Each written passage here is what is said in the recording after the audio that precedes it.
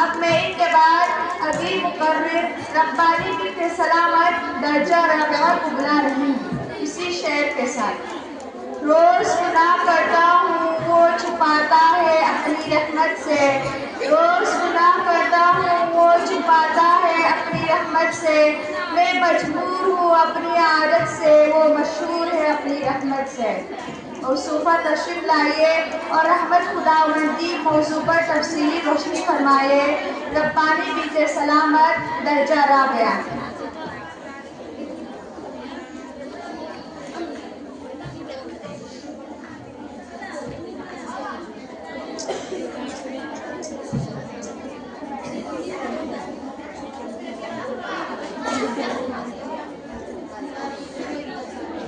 السلام علیکم ورحمۃ اللہ وبرکاتہ۔ الحمد للہ الذی وکفی والصلاة والسلام علی عباده الذین اصطفی اما بعد۔ اعوذ باللہ من الشیطان الرجیم، بسم اللہ الرحمن الرحیم۔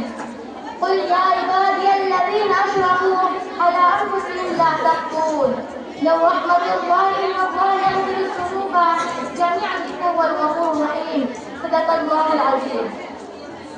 محترم دوستوں، جناب عالی وقار سے جلسہ آج میں آپ کے سامنے قرآن حدیث کی روشنی سے کچھ سنانا چاہتی ہوں، وہ ہے رحمت خداوندی سے مایوس نہ ہو۔ میں نے ابھی آپ لوگوں کے سامنے قرآن کریم کی ایک بابرکت آیت تلاوت کی ہے۔ اس کا ترجمہ یہ کہ اللہ تبارک و تعالیٰ نے ایک عظیم الشان وضاحت اعلان فرمایا۔ اے نبی، آپ میرے ان بندوں سے فرما دیجیے جنہوں نے اپنے نفس پر جاتی کیے، یعنی چھوٹے بڑے گناہ کیے، کہ وہ ناامید بن ہو اللہ کی رحمت سے۔ بے شک اللہ تعالیٰ سب گناہ معاف فرما دیتے ہیں اور وہ بڑا بخشنے والا اور بڑی رحم کرنے والا ہے۔ اس کی رحمت بہت وسیع ہے۔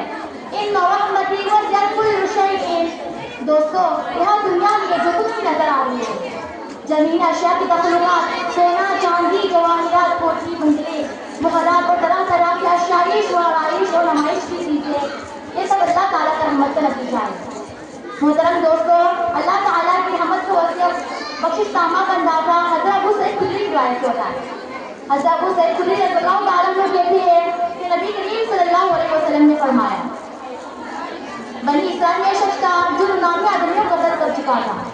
پھر توبہ کی طرف سے ایک تاریخ دنیا درویش کے پاس گیا، اس سے اپنی توبہ کے متعلق مسئلہ پوچھا۔ درویش نے کہا، تیری یہ توبہ کی کوئی گنجائش نہیں ہے۔ سائل نے جواب کو سن کر اس درویش کو بھی قتل کر دیا۔ اس کے بعد لوگوں سے دریافت کرتا یا آپ کسی سے مسئلہ پوچھیں۔ ایک شخص نے کہا، کنارہ بستی میں جاؤ، وہاں ایک بڑا عالم ہے، اس سے پوچھو۔ حسب ہدایت یا قاتل اس بستی کی طرف چلا تھا، لیکن اس کو راستہ میں وہ آگ پہنچی اور مرتے مرتے اس نے اپنی سینہ اس عالم کی بستی کی طرف بہا دیا اور مر گیا۔ رحمت اور اللہ کے فرشتوں میں اس آدمی کے متعلق اختلاف ہو گیا۔ اللہ نے عالم کی طرف والی بستی یعنی زمین کو حکم دیا، قریب ہو جا، اور دوسری طرف والی زمین جہاں سے چلا تھا اس کو حکم دیا، دور یعنی لمبی ہو جا۔ پھر اللہ نے فرشتوں کو حکم دیا، دونوں طرف کی زمین کو ناپو اور وزن کرو۔ چنانچہ دونوں طرف کی زمین کو ناپا گیا اور وزن کیا۔ اللہ نے عالم کی طرف بلکہ ایک بستر کم ہو گئی، اس لیے اس قاتل کے مغفرت کا فیصلہ کر دیا گیا۔ محترم دوستو، آدمی سچی پکی توبہ کے ارادہ کی کر لے اور توبہ کی کر نہ پایا ہو تب بھی اللہ کی رحمت جو اس میں آتی ہے اور مغفرت ہو جاتی ہے۔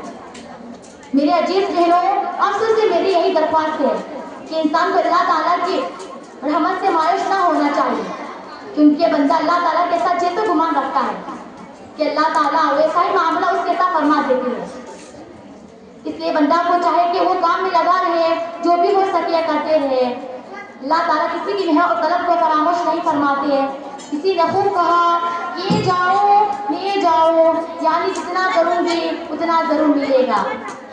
من فکر دم تا سودے کنم، من فکر دم تا سودے کنم، بلکہ تاہر بندگاہ موجودے کنم، بلکہ تاہر بندگاہ موجودے کنم۔ محترم دوستو، آج کے اس عجیب الشان اجلاس سے ایک پیغام لے کر جاؤں۔ وہ پیغام یہ ہے کہ ہم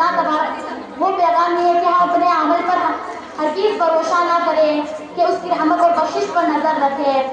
اپنے لیے بھی اور اپنے والدین اور اساتذہ کے لیے بھی یہ جزا ہوا کعبہ اور رشتہ داروں کے لیے بھی دعائیں مغفرت کرتی ہے. نامعلوم کسی کا مانگنا دربار الہی میں مقبول ہو جائے. اس لیے دوستو آج کی حصے سے یہ پیغام بھی لے کر جاؤں، ہمیں اپنے والدین کے لیے پنجگانہ نماز میں دعائیں مغفرت کرنی ہے. ان کا ہمارے اوپر بہت بڑا حق ہے.